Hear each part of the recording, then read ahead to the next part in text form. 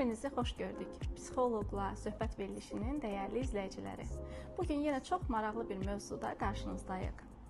Şizofreniya xəstələri dünyanı necə görür? Biz bugün bu mövzunu kimlərlə müzakirə edə bilərdik, kimlərlə danışa bilərdik? Təbii ki, bu işin peşəkarları klinik psixoloqlarımızla. Və bugün mənim yanımda klinik psixoloq Nəcəfov Rövşən bəy və klinik psixoloq İsayeva Leyla xanım yanımdadır. Mən bəzi suallar hazırlamışam bu diaqnozla bağlı. Düşünürəm ki, sizin dəyərli fikirləriniz bugün izləyicilərimiz tərəfindən də çox seviləcək.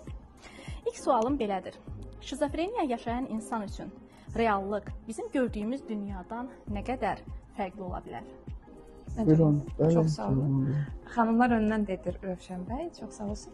Ümumiyyətlə başdan desək, şizofreniya tamamilə, yəni dinləmiş ya da eşitmiş olsanız görəcəksiniz ki, çox maraqlı bir pozuntudur. Nə mənada maraqlıdır? İnsanların həyatına çox pis və mənfi təsirləri olsa da, həqiqətən insanda maraq yaradan bir şeydir. Yəni təcrübədə görəndə Rövşən bəy də görmüş, şahid olmuş olar. Çox maraqlı sözlər deyirlər bəzən. Məsələn, bəzisi deyir ki, nümunələr gətirir ki, maşınların nömrəsi ilə mənə o çox toxunmuşdu, yəni yadımda qalmışdı. Bir pasiyent deyirdi ki, nömrələrdən mənə mesaj göndərilir. Yəni buna inanırdı. Bu siz reallıq qavramına gəlin açmaq lazımdır əslində qalsa burada.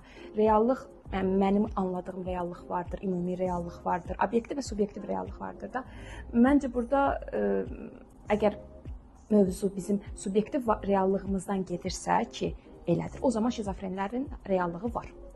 Amma yox, biz obyektiv reallıqdan danışarıqsa, bu zaman bəli, onlar olmayan şeyləri düşünə bilirlər. Amma biz onu unutmamalıyıq ki, onlar əslinə qalsa yalan demirlər. Yəni, həqiqətən onu görürlər. Halüsinasiyadırsa onu görürlər, onu eşidirlər. Yəni, biz onlara sən yalan deyirsən, əslində belə bir şey yoxdur deyə yanaşmaq doğru bir yanaşma tərzi olmaz. Çünki realda var. Yəni, onların reallığı var. Əsasən, insanı mühit və informasiya formalaşdırdığı üçün şizofreniya xəstələrində artıq o mühit və informasiya öz əhəmiyyətini itirir. Yəni bizim üçün əhəmiyyətli olan şeylər onlar üçün əhəmiyyətli deyil. Yəni qayda itir. Məsələn, yaşamağın öz qaydaları var. Biz bir cəmiyyətdə böyüyürük. Bu cəmiyyətin bizə verdiyi istər sosial status, istər digər statuslara uyğunlaşmağa çalışırıq və adaptasiya oluruq. Şizofreniya xəstəliyindən əziyyət çəkən insanlar isə artıq özlərini əsas tuturlar. Yəni cəmiyyət və ətrafdakılar onlara adaptasiya olmalıdırlar. Çünki onların reallıqları bizim üçün sadəcə bir film ola bilər. Və yaxud onun hər hansı bir danışdığı biz bir mütəxəssis kimi yox, sadə insan kimi baxsaq biz buna ya gülə bilərik, ya çox böyük bir qorxu keçirə bilərik. Ona görə də həmin xəstəlikdən əziyyət çəkənlərin zaten dünyası da ən böyük problem, yəni psixoloji pəncərədən baxsa fərqindəliyin olmamasıdır. Yəni bu insanlar, təbii ki, biz klinik psixoloq olaraq remisiya halında onlarla daha çox ünsiyyətli oluruq. Çünki bu bir psixiatrik xəstəlikdir və psixoz vəziyyətində də həmin xəstələr müşahidədə olmuşam, konsiliumda olmuşam və burada bir şey görmüşəm ki, onun danışdığını sən başqa bir mühitdə görsən, çox rahat da qəbul edə bilərsən. Çox yaxşı fantaziyaları olur, çox yaxşı onların gələcəyə baxışları olur, və yaxud da keçmişlə bağlı elə bir hekayə danışar ki, bütün detalları sənə verə bilər və bu səndə hətta pozitiv fikirlər yaradacaq. Biz ona görə deyirik ki, elmin əsas açarı şübhədir. Həmin anda sən şübhənin olduğunu unutmamalısan ki, həmin onun beyninin oynadığı oyuna sən də düşmür. Heç olubmu ki, elə bir pasiyentinizin danışdığı hər hansı bir hadisə və yaxud da ki, dediyi bir cümlə sizi həm düşündürüb, həm də güldürüb? Bölüşə bilərsiniz bizimlə?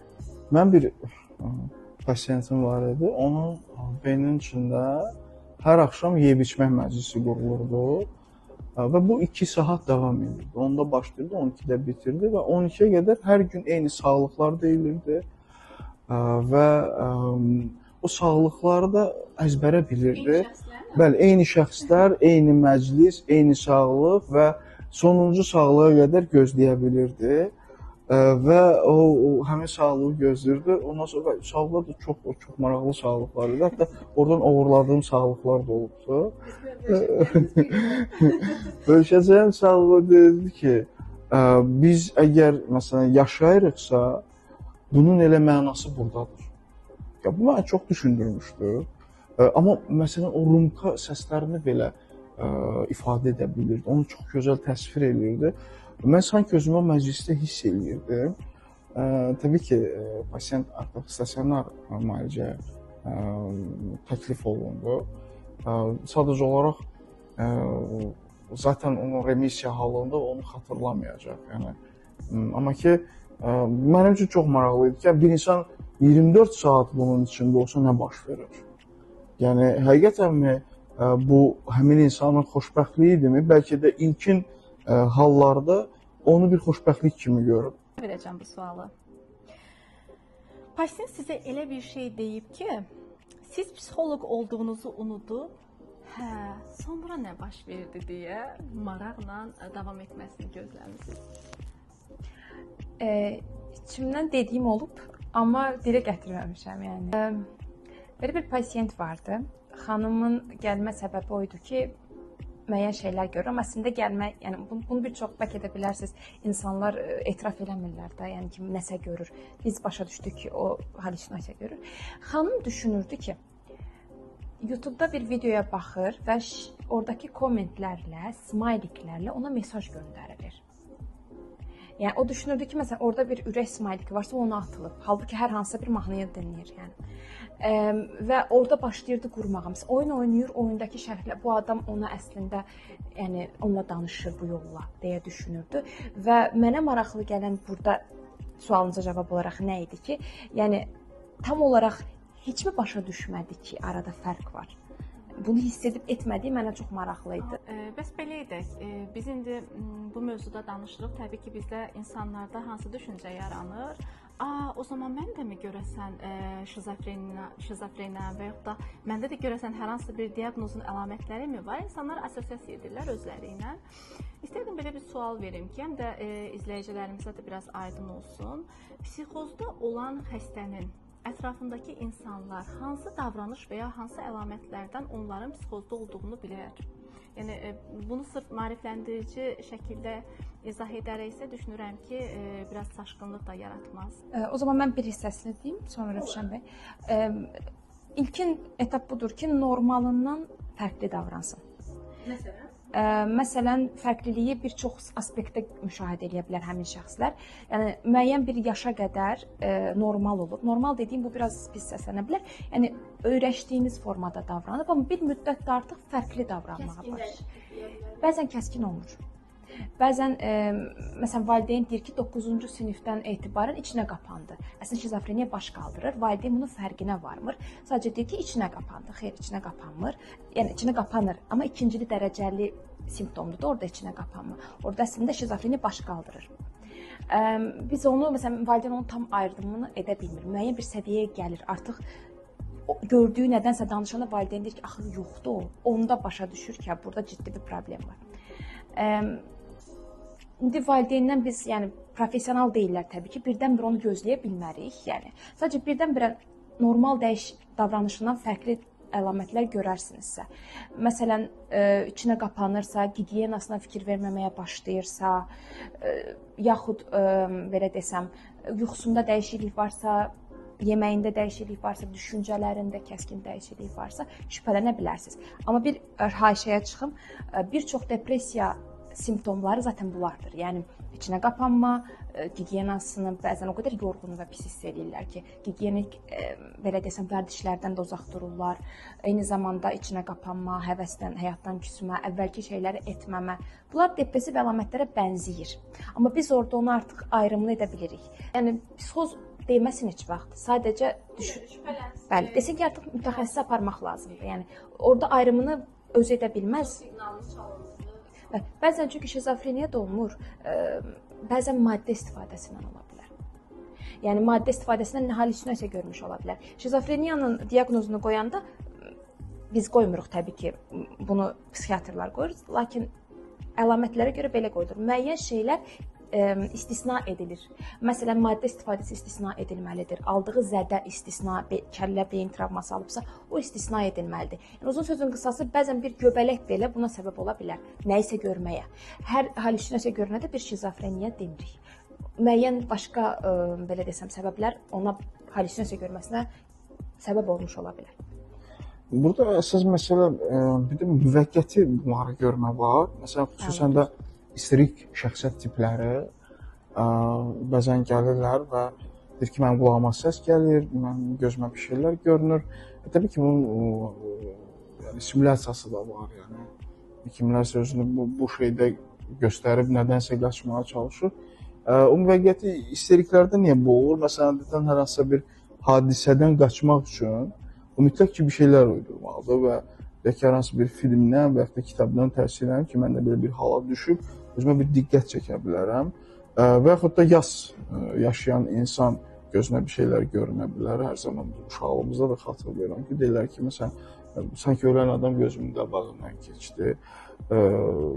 Amma bu real görünür. Məsələn, biz bunun isteriklə real şizofrenin görməsi arasında, məsələn, şizofrenin gördüyü Minecraft stilidir. Uşaqların sevimli oyunu. O formada dama görür yəni insanı və yaxud da deyir, məsələn, qulağıma səs gəlir. Deyirsən, səs hardan gəlir? Məsələn, sağdan gəlir, amma səs hardan gəlir hər yerdən? Bəzən də biz bunun bir mizahını edirik. Xüsusən də mən həkim psixiatr komissiyasının üzvüyəm. Orada deyirəm ki, soldan gəlsəydi biz bu haqda düşünək. Deyir, yox, deyəsən soldan da gəlir. Artıq bilsək ki, bu bir simulyasiyadır. Və psixoz vəziyyətdə ümumiyyətlə pasiyentin əsas məsələ kəskin hala düşməsidir. Yəni artıq nizamsızdır, hətta qeyri-adekvatı qoyuruq. Məsələn, qeyri-adekvat insan özünə qarşı davranışını dəyişməsidir. Nizamsızlıq artıq ətrafı dağıtması deməkdir. Məsələn, antisosial şəxsiyyət pozuntusu necədir? Məsələn, onlar ətrafa ziyan verir. Psixopatı var, sosiopatı var. Bu olan halda biz bir şey müşahidə eləməliyik ki, şəxs artıq cinayət törətmək istəyir. Ya özünü, ya sən öldürəcək. Burada yəni biz çox soyuqqanlı formada biz artıq prosedur olaraq, protokol olaraq hansı addımlar atılmalısa mütləq oradakı iştirakçı olan, onun ətrafında olan insanlar addımları atmalıdırlar. Maarifləndirici tərəf budur ki, nə qədər çox erkən biz buna müdaxilə etsək, bir o qədər ona kömək etmiş olacaq. Çünki həmin an affekt vəziyyətdir. Bir əlavə eləmək istəyirəm Rövşən bəyin dediyinə. Məsələn, Rövşən bəyin dediyi bəli vardır bu tip, yəni dağıdan, həqiqətən çox qəribə davranmağa başlayanlar. Amma tədqiqatlar göstərir ki, bunlar varlar, amma bir qismi belədir.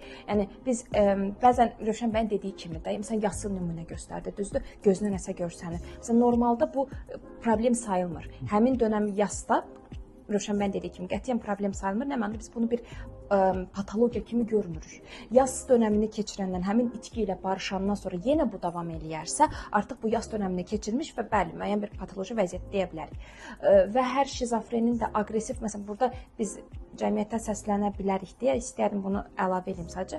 Bəli, bir çox aqressivdir, amma aqressiv olmayan çox aqressiv deyil. Yəni çoxluqla aqressiv davranışlar IQ bəzən qoruyur o aqressiyanı. Məsələn, latentləşdirir. Mən sizinlə tamamilə razıyam ki, zaten o dağıdıcı olmadığı halda onun o qəyyuma müraciət etməyəcək. Bəs belə edək, əgər bizim bir günlüyünə şizofreniya yaşayan xəstənin beyninin içini hiss edəriksə, bizi ən çox sarsıdan orada nə ola bilərdi?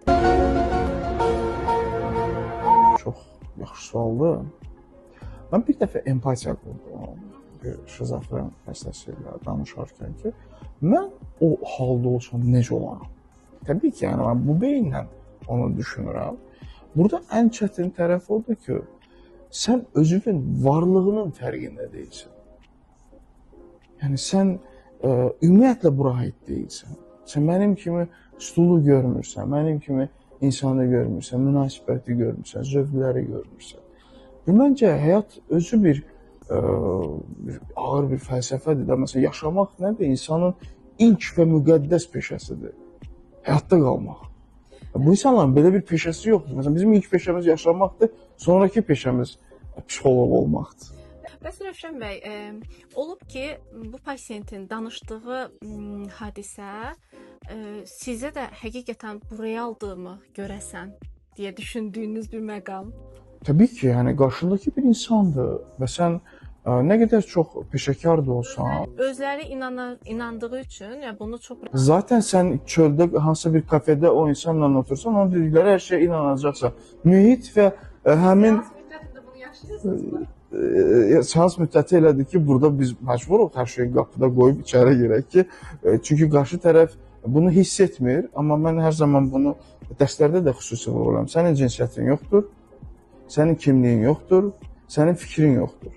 Və sənin ancaq şübhən var, ən böyük açarın və mən buna necə kömək edə bilərəm deyə bir xəttim, yolum var. Əgər biz bundan çıxsaq, zaten emosional transferə girəcəyik. Amma onlar çox yaxşı rejissordular həm də. Məsələn, mən ilk təcrübələrimdə psixiatriya xəstəxanasında çox maraqlı bir pasient gəlmiş, o qədər gözəl danışırdı ki, və məndə bir qürur hissi yarandı ki, bir müsbət ki, bunu artıq bu öz xəstəliyindən sağaldığını düşünür, bunu artıq bir yaxşı bir iş yerinə gedəcək, o deyir ki, artıq mənə heç bir dövlət tərəfindən məvacib lazım deyil. Bir təcrübəli psixiatrımız yanından sadəcə keçəndə dedi, doktor hal-hazırda o sayıqlayır. Bir dənə cümlə artıq mənim haqqında fikrim tamamilə dəyişdi.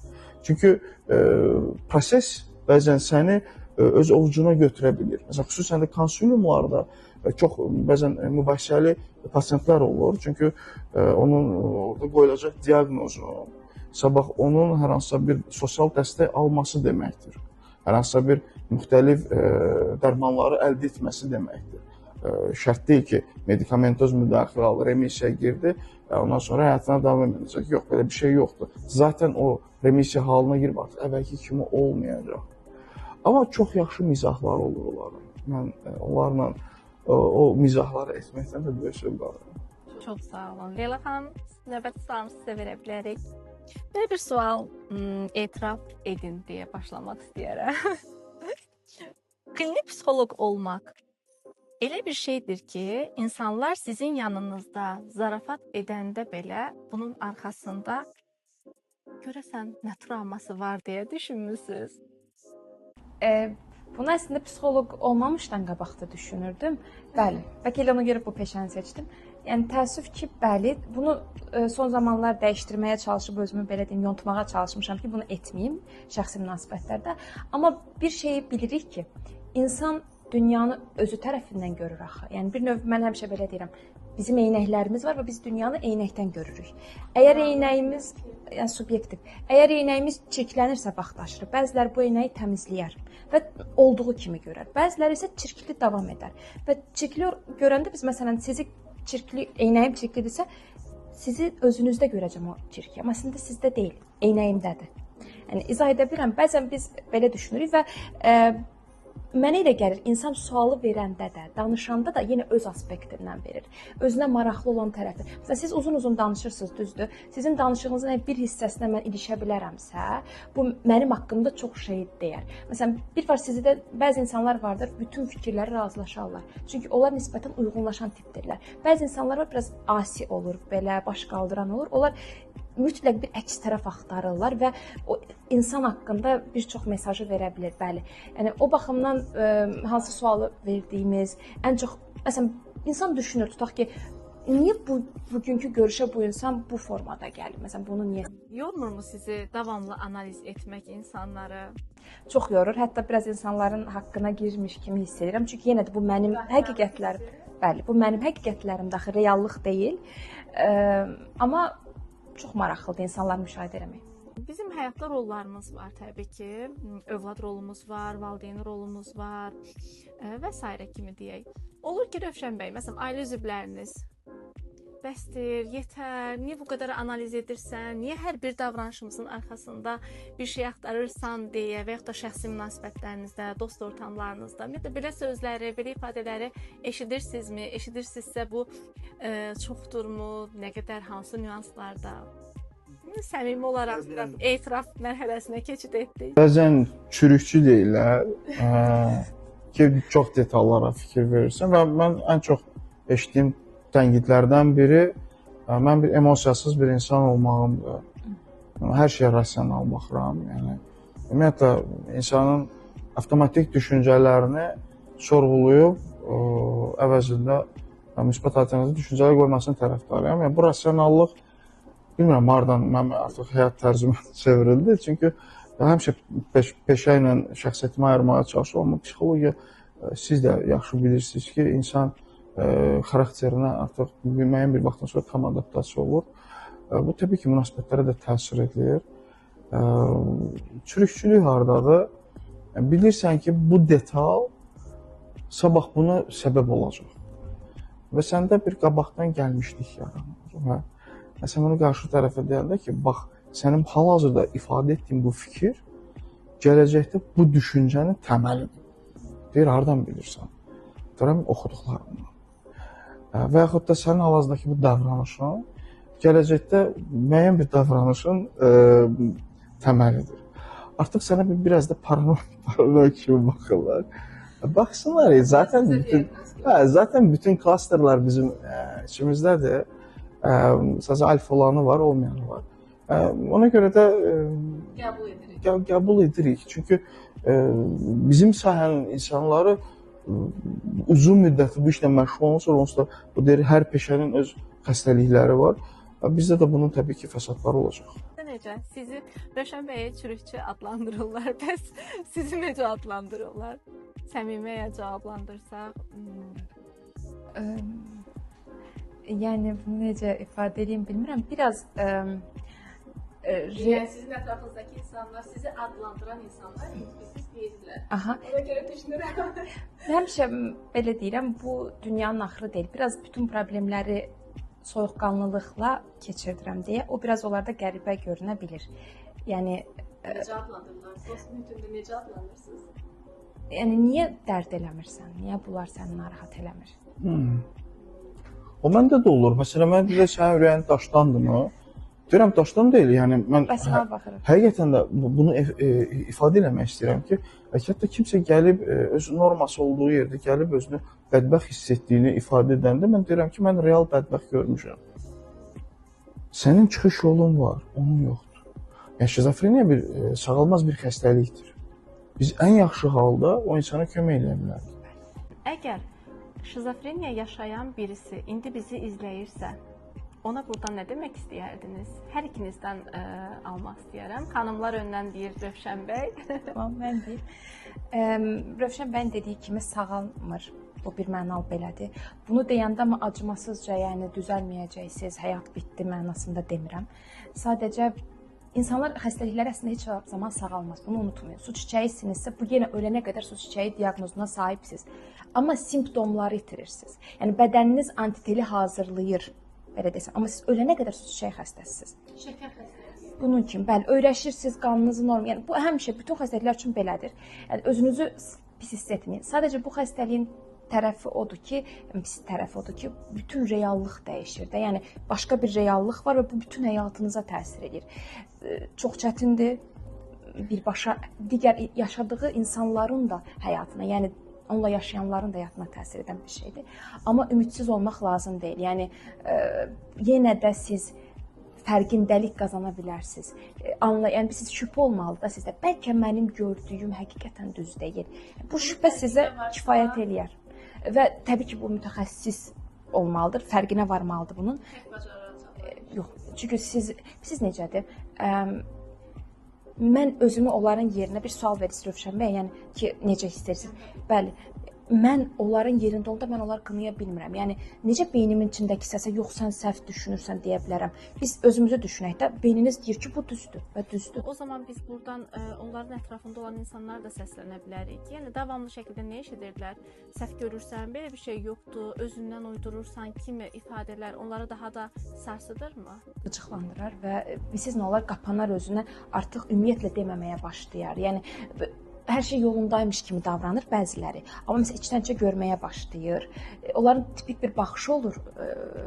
Hiss edirsiniz ki, məsələn normal hiss eləmir də, bir reallığın içində yaşayır. Onu onun baxışından hiss eləmək olur. Bunun təbii ki, elmi təsdiqi yoxdur. Bu sadəcə müşahidə əsasında mənim şəxsi fikrimdir. Bəli. Yəni onlar qapanmağa başlayırlar və artıq sizə reallığı, yəni öz reallıqlarını bölüşməməyə başlayır. Bəli. Sizin istədiyinizi, eşitmək istədiyinizi sizə deyirlər. Bunu təkcə biz ümumilikdə götürsək, bir simptomun daşıyıcısı olan bir xəstəlikdə deyil, real vakalarda, yəni elementar olaraq yeniyetmələrimiz belə müəyyən şeylər gəlib valideynlərinə, ailə üzvlərinə danışır və yaxud da ki, şəxsi münasibətlərdə bir şey danışır. Qarşı tərəf nə qədər bunu inkar edərsə, inanmadığını deyərsə, bir müddət sonra nə edəcək? İnandırmaq çabasından əl çəkəcək, inandırmaq istəməyəcək, özünə qapanıb geri çəkilmiş olacaq ki, bu istər sağlam insanda, istər xəstə insanda eyni davranışdan özünü göstərdiyini görürük. Rövşən bəy, siz nə düşünürsünüz? Yəni, əgər şizofreniya yaşayan bir insan hal-hazırda bizi izləyərsə, siz nə demək istəyirsiniz onlara? Bütün psixik statuslar, istər narahatçılıq olsun, istər pozuntu olsun, istər xəstəlik olsun, mən onu qripə bənzədirəm. Necə ki, biz bir dəfə qrip tutub, sonra heç vaxt qrip tutmayacaq deyə bir şey yoxdur. İldə bir neçə dəfə tutub. Bu həmişə bunu pasientlara da deyirəm, psixoedukasiya eləyəndə ki, buna qrip kimi baxacaqsan. Özünü soyağa versən, yenə qripləyəcəksən. Ona görə də o relaksasiya üçün biz edukasiyalar eləyirik və s. Məsəl olaraq bunu demək istəyirəm ki, sənin qulaq və səs gəlirsə, sənin gözünə nələrsə görükürsə, mən onları tanıyıram, qorxma. Onlar məndən qorxur, amma mən onlardan qorxmuram. Rəhli ol, örtbasdır etmə, gəl, birlikdə onlarla danışaq. Yaxşı, bu qədər. Çox sağ olun. Hər birinizə təşəkkür edirəm. Dəyərli vaxtınızı ayırdınız. Burada bugün qonaq oldunuz.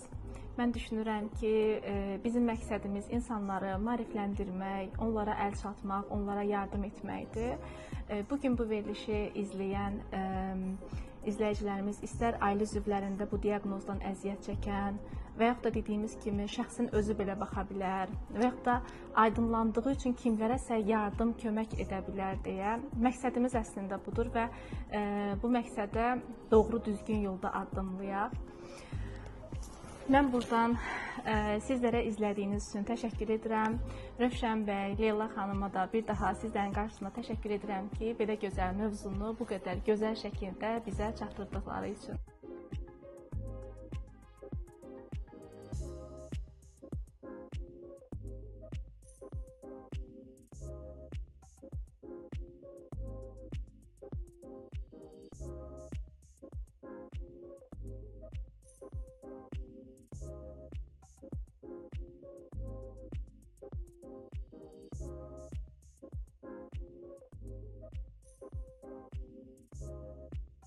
Təşəkkür edirəm, sağ olasınız. Bu mövzu ilə bağlı suallarınız varsa, şərhlərdə qeyd edin. Biz mütləq ki, sizin qeyd etdiyiniz mövzulara, verdiyiniz sualların hər birini növbəti çəkilişlərimizdə cavablandırmağa çalışacağıq. Sağ olun, özünüzə yaxşı baxın.